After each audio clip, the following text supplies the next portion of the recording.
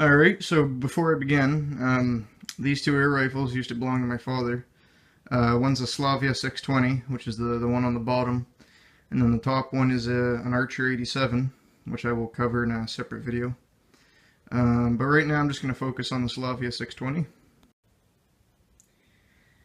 Alright, so here's the Slavia 620, which as you can see is an all wood and all steel construction. I don't believe there's a single piece of plastic in there.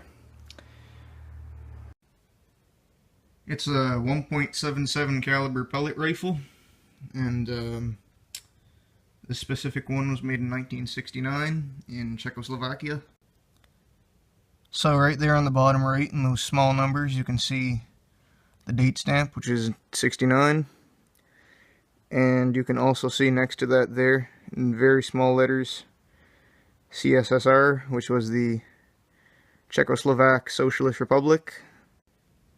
Which is kind of an interesting thing to note, actually, because there's a reason, well, I'm assuming, that you see a few of these up here in Canada, but I don't think you see them too often down in the US, and that's likely because of the whole, Cold War going on, communism and everything.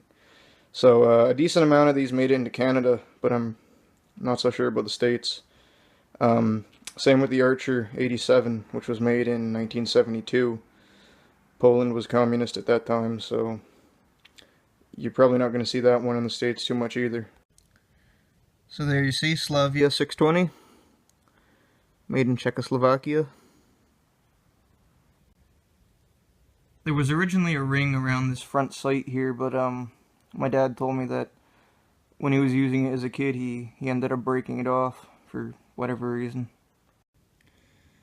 I believe that when this pellet rifle was new, it was rated at about 400 FPS. And you can see there my dad marked off his kills that he got with this gun. I tend to not use this rifle so much. I normally use the Archer 87 because I think this one lost a lot of power over the years. So, because it doesn't hit as hard as the Archer 87. There's your trigger, and then as with everything else, steel. And other than that, it's your standard break barrel pellet gun. So you break the barrel, and then to cock it, you got to pull this all the way back, which I'm not going to do because it's not good to shoot a pellet rifle without a pellet in there. But rifled barrel. Here's your O-ring.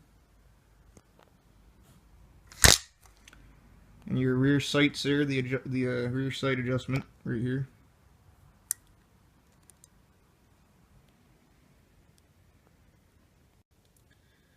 All in all, it's a pretty standard pellet rifle, but it's also a very neat one.